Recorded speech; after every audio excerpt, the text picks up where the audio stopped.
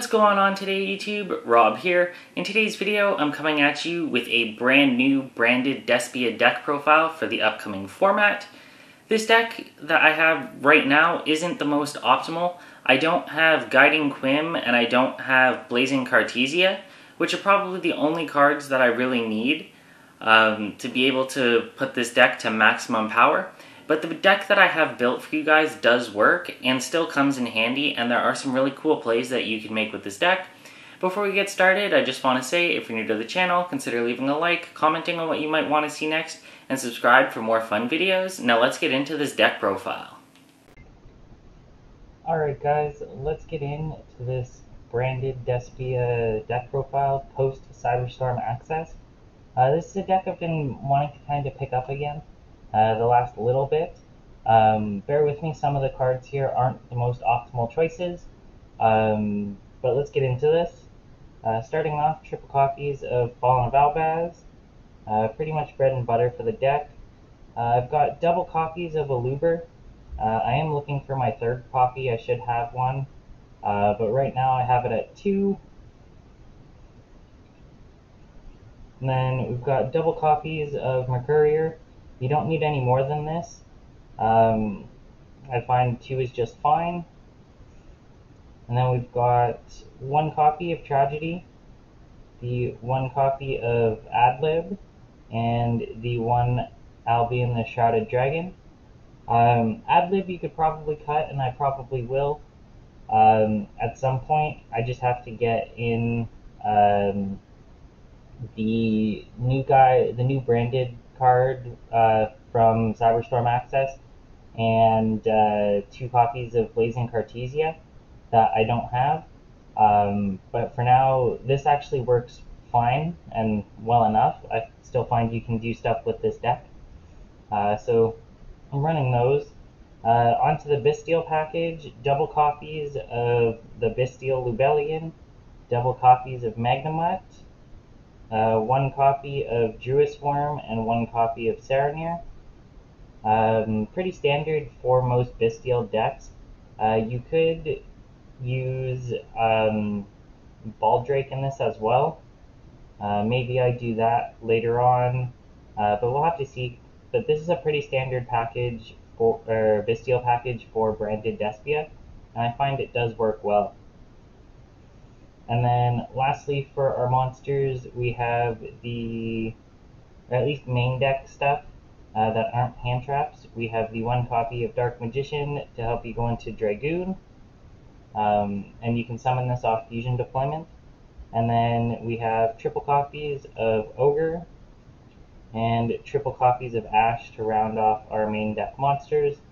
Ogre you could probably cut for something else, just because Talents and Thrust are still in the format, but we'll have to see going forward. And I do still like this as having extra access to level 3 tuners. Will come in handy later on as well. Moving on to the spells, we've got triple copies of Branded Fusion. That's not going to change. Then we've got triple copies of Opening. Again, another card that's not going to change at all really either. And they're pretty self-explanatory. And then we've got triple copies of Fusion Deployment. This is another card that has been in and out of this deck a little bit. So right now playing it at 3 is fine, especially since I don't have Blazing Cartesia or the new monster from Cyberstorm Access. Playing it at 3 is almost a must without those cards. And then I know I have 2 more copies of Nadir Servant kicking around somewhere. I just have to find them.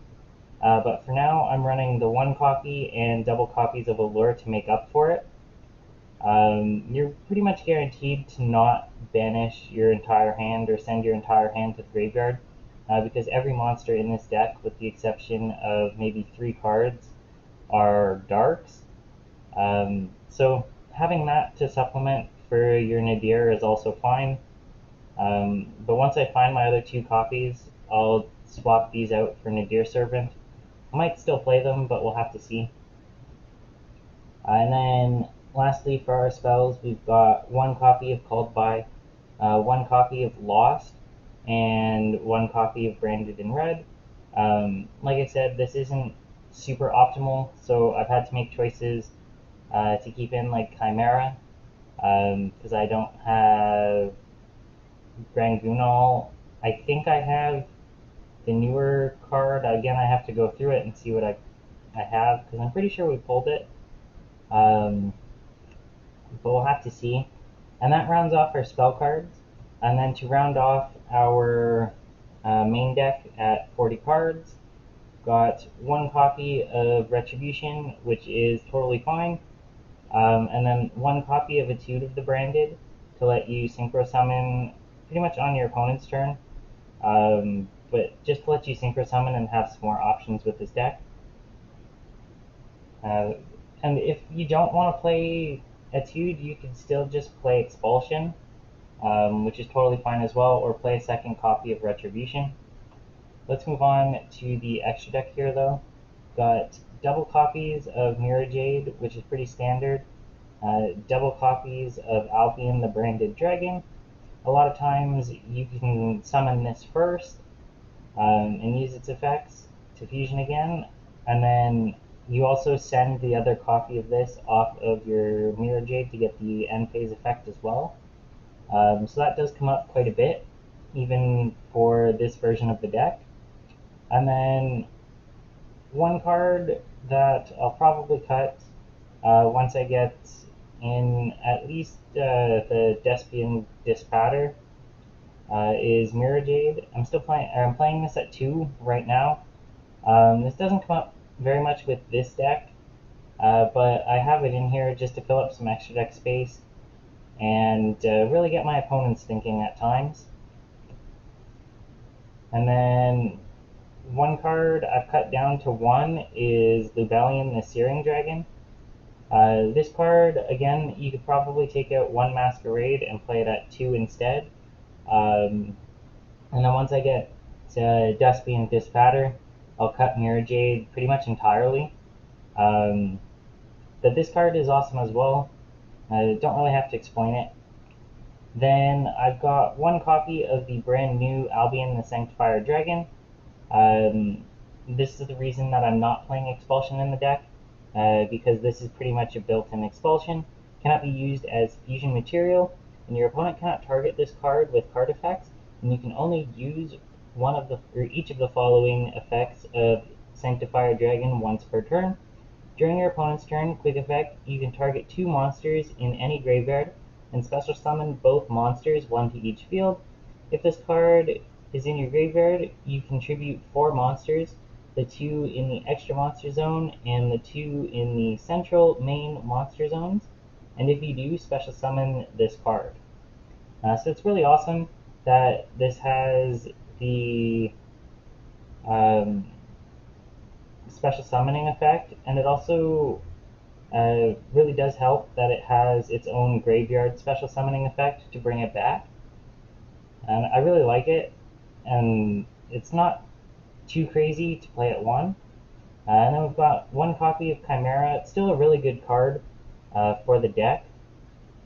And again, it's a pop 2 and draw, so that's fantastic as well, especially when this isn't the most optimal version of the deck. Then we've got the one Draco's Tabalia. Having this be a permanent negate for an opponent's monster is awesome. And just, again, overall, pretty good card. Still sees play.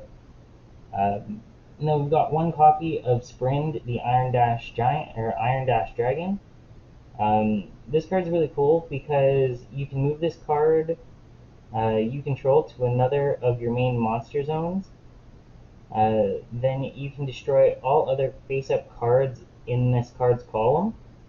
And then during the end phase, if this card is in your graveyard because it was sent there this turn, you can add to your hand or special summon 1 Spriggan's monster or 1 Fallen of Albaz from your deck. So this is really cool because you can pretty much use this card to get rid of problematic monsters on your opponent's field, and then use its effect when it's in grave to special summon a Fallen of Albaz. And as long as you have a discard and your opponent still has something on the field, you can super poly it away, which is fantastic. And then we've got the one copy of Red Eye's Dark Dragoon. It's awesome that this card's seeing play again, and it's pretty easy to get out. So, even in this deck where it's not super optimized, like I said, you can still get this out no problems. Then we've got the one copy of Quartus. This is really cool. It still comes up that you can summon this and then change all monsters on the field are currently on the field's attack to 0 until the end of the turn, except level 8 or higher fusion monsters. And then if this card in its owner's control leaves the field because of an opponent's card effect, you can add to your hand or special summon one Fallen of Albaz or one despia monster from your deck. That still comes up as well, but that's a cut. If I had the new Despian Lewis Worm or whatever the brand new Synchro monster is besides Dispater, I'd cut that, and I'd also cut the next card, which is Titaniclad, the Ash Dragon. Doesn't come up too much, for me anyway. Gains attack equal to the combined original level of monsters used for its fusion summon times 100. And after this card is fusion summoned, for the rest of this turn, it is unaffected by activated effects of any other monsters special summoned from the extra deck, which does come in handy. And then during the end phase, if this card is in the graveyard because it was sent there this turn, you can add to your hand or special summon one Dogmatic monster or Fallen of Albaz from your deck. And then because this deck isn't super optimal, this next card doesn't really come up a whole lot, which is Golden Cloud Beast Malong. But once I get the right cards, this card does come up quite a bit. If this card is special summoned, you can increase or decrease its level by 1. And then if this card is sent to the graveyard, you can target one face-up card your opponent controls, return it to the hand. And you can only use this effect of Golden Cloud Beast Malong once per turn. So it does come up, and like I said, the things I'll probably cut are Titaniclad, Quartus, maybe Chimera. For now I'm going to continue to play it. And then the Double Masquerade. 2 of these slots belong to the Despia Synchro monsters. So we'll say it's the Blazing Dragons. Or you could play even Barone and Dispater. And then these 3 spots can be anything else, really. But for now, because this isn't super optimal, I'm going to keep this package. And yeah, that's pretty much it for the main deck and extra deck. I have really enjoyed testing out this deck, and I find it does have some really awesome plays that can be made.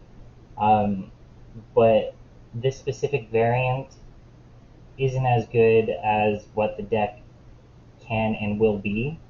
So I'm hoping I can get my hands on all the cards to make this as strong as possible. Alright guys, that's it for this brand new branded Despia deck profile. I hope you enjoyed. If you did, be sure to leave a like, comment on what you might want to see next, and if you're not subscribed, subscribe to the channel for more fun Yu-Gi-Oh videos.